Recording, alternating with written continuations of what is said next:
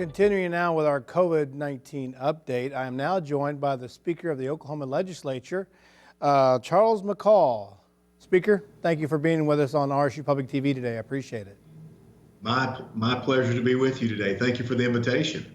Well, you guys have a lot to do in the next 30 days to get everything that you wanted done because you've been gone for a while because of the pandemic. So what's the plan? How do you think you're going to get it all accomplished? Well, we did not, even though we've not been at the Capitol in a few weeks, the work has continued to progress. The budget is something that we work on the entire legislative session. We have a budget bill that is running through the process this week. It's already been approved in the Senate yesterday. Constitutionally, it has to lay over 1 day dormant before the other chamber, which this year would be the House of Representatives, can take it up and vote on it for passage. So, well, how does that work? You guys came to a 4% budget cut, I believe, across the board for everyone. How did you come up to that number? Well, so one unique thing about this year's budget and with the COVID-19 impact, the Board of Equalization in the second week of February certifies a number that we can budget for the upcoming fiscal year. Back in February, that was only $90 million different than the previous budget year. Everything looked great. Then comes COVID-19.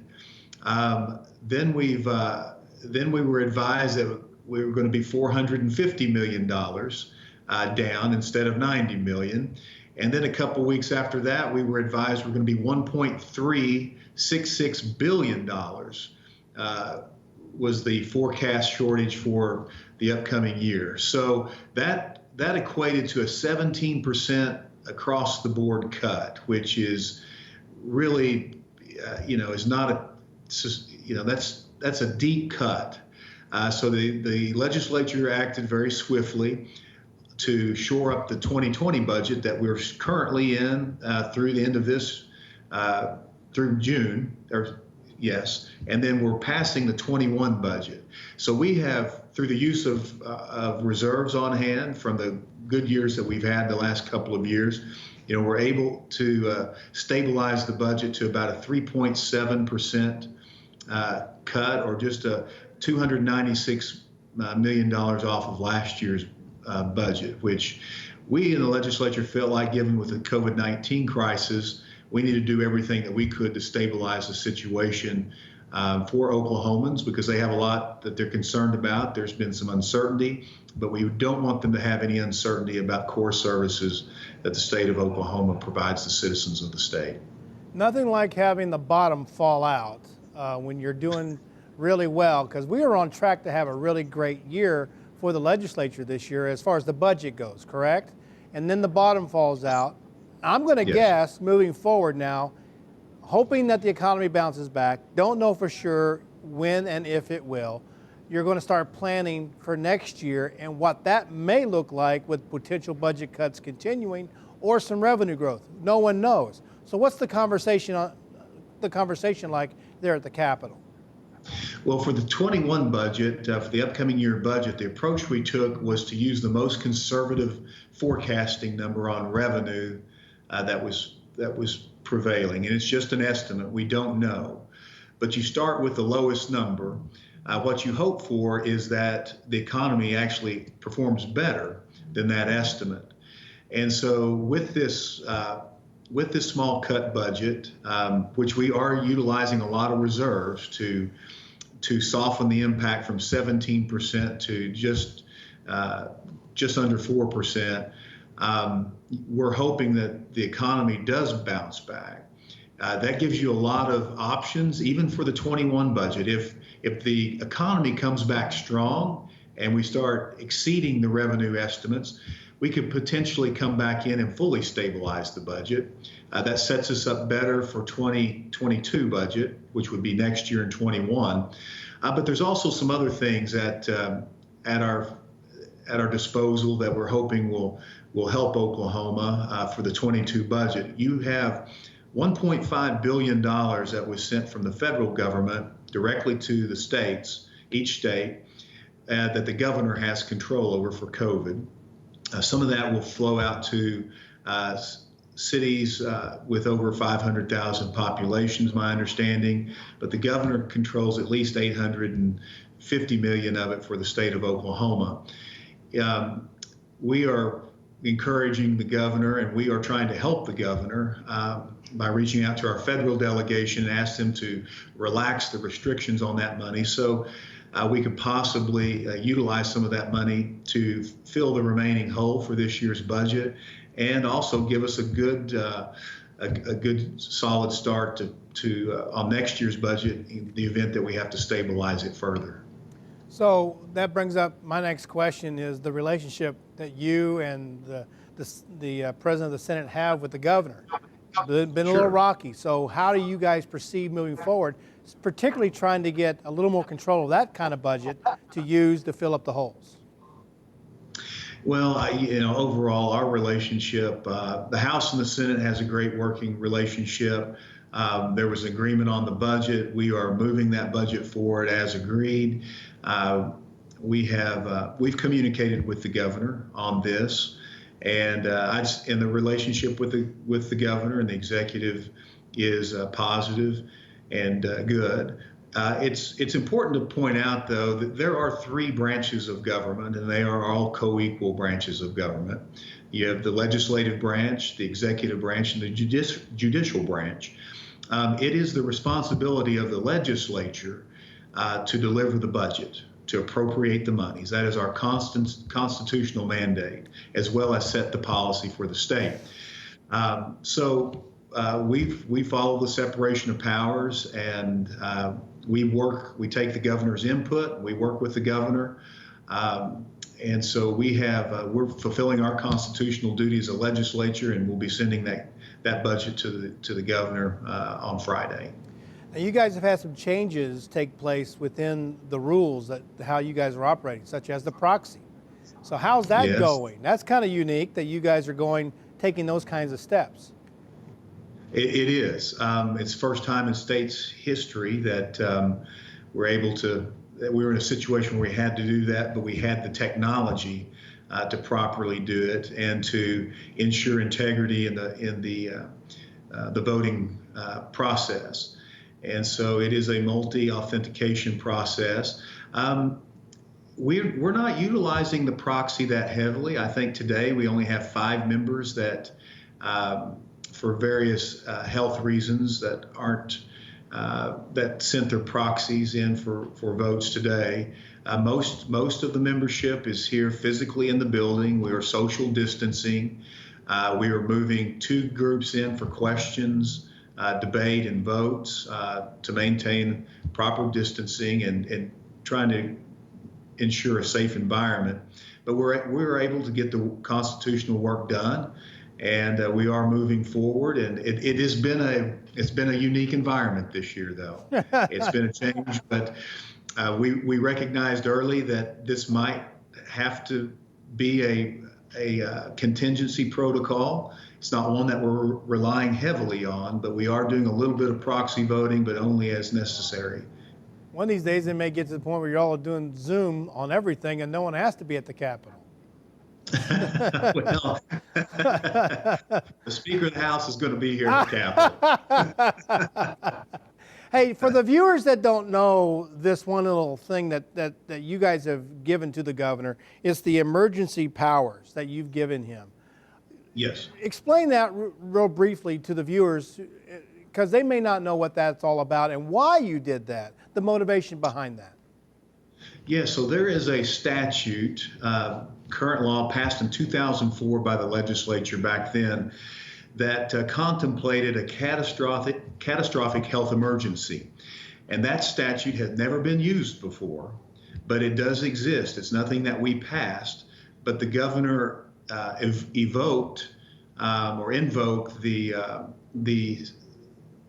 power because of COVID-19. Now that requires the legislature to concur with the governor on that. We can come in and either consent to it or we can deny him the emergency power.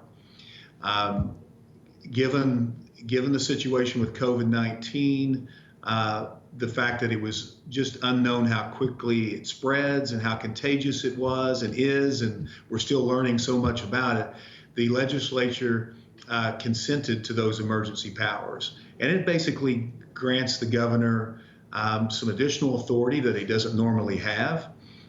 He can move money around for the health emergency. He can adjust rules and regulations to bring the state in line to address the catastrophic health emergency. He recently, just a few days ago, asked us to extend that. Those health emergencies are only good for 30 days. Then they have to be extended. The governor requested a 30-day extension of that. We passed a resolution consenting to that with the stipulation that the governor notify the legislature within the next 2 days of how he used a detailed list of how he used the powers in the last 30 days and how he will utilize those powers in the upcoming 30 days. So, and at that point in time, when that 30 days expires, if the governor feels like he needs to extend it again, he has to ask the legislature to concur. How do you think it's going with giving the governor these kinds of powers? What's your perspective? Well, so with the COVID-19 situation, it's unprecedented. The federal stimulus money coming directly to the governor of the state of Oklahoma is unprecedented. Our Constitution says that the legislature is to appropriate everything out of the Treasury. The executive does not have that. However, the federal government wrote and passed the legislation on that $1.5 billion that it would flow directly to the governors of each state. And I presume so it's for quick deployment if it was needed. What we're asking the governor for is just transparency and communication. We support the governor in his efforts to help the people of the state of Oklahoma. We feel like that is a unified mission of all branches of government, and we're going to work with him to the greatest extent possible. We do have to recognize and respect the separation of powers within our government. So as long as we maintain a good working relationship, we will. Anytime that there's high stress, sometimes there's friction. But at the end of the day, we want Oklahoma to be safe. We want Oklahoma to move forward, and we want there to be certainty for the citizens of the state of Oklahoma. And so overall, I think it's positive. A few more questions. Number one, K through 12 is in the budget is remaining flat. So you're not tapping into that yet. You're hoping to be able to help fund them with the emergency funding that you've gotten from the federal government. Am I correct in that assumption? Yes. Common education is one particular line item, and it is a big chunk of money of the budget. It's over $3 billion that goes through K through 12 of an $8 billion, or in this case, $7.8 billion budget this year. So there are some federal monies that are flowing directly through Title I and directly to the superintendent of state education, and through the governor. He has about $40 million of discretionary funds through the stimulus package, almost $200 million that they can utilize for education in the state of Oklahoma, in addition to what their appropriation is. And we're encouraging them to utilize that to make sure to address the issues with the disruption in education this year, and also getting education back on track for the upcoming year that typically starts in the late summer or fall. Now, higher ed is remaining flat. So my question on this is, higher ed has taken a hit over the past 5-6 years. Any chance, looking in your crystal ball, going down the road, will higher ed ever get back the money that's been cut to them, 17, now could be close to 20%, over the past 5-6 years? Will they ever recoup that money that they're needing in higher ed? I believe so. In our state's constitution, the legislature is required to balance the budget, which means it cannot spend more than it has. higher education is one that took took less of a cut than most of the other agencies did. The 4% was the common cut. Higher education, if you look at the budget spreadsheet, it shows 3.9%, but that is not.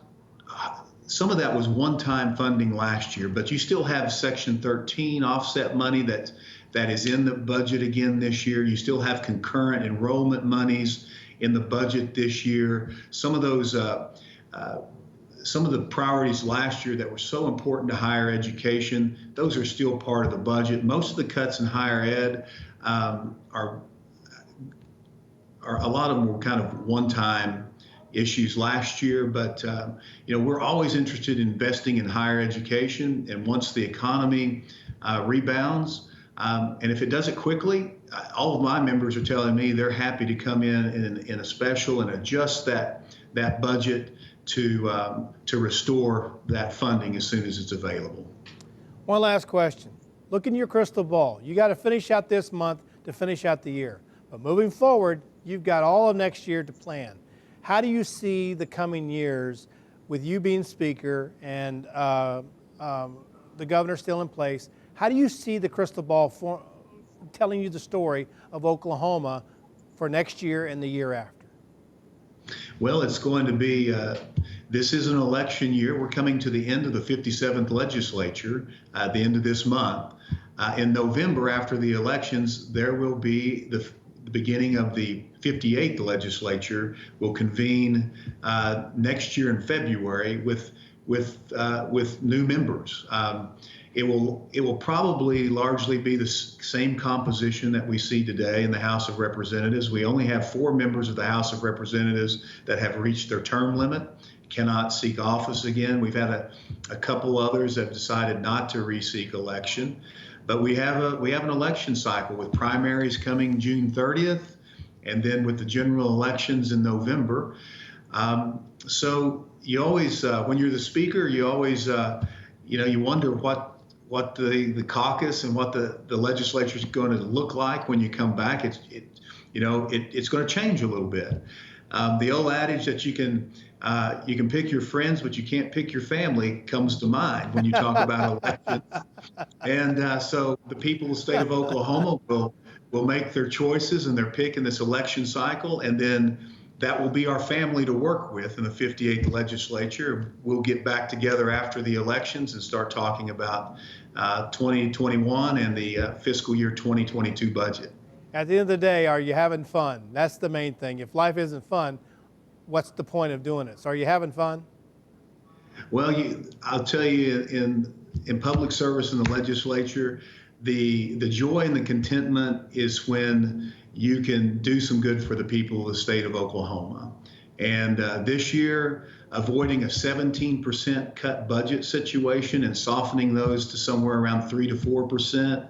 At the end of the day, nobody considers it just perfect or ideal, but so much better than the alternative. So there is some satisfaction in that we've done the very best that we can within the Constitution of the state of Oklahoma to meet the needs of the people.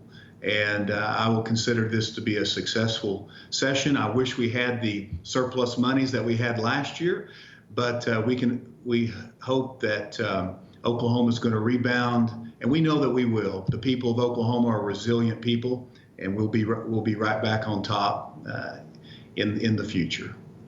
Speaker of the House of the Oklahoma Legislature, Mr. McCall. Speaker, thank you so much for your time today. I really do appreciate it. Thank you. Always a pleasure.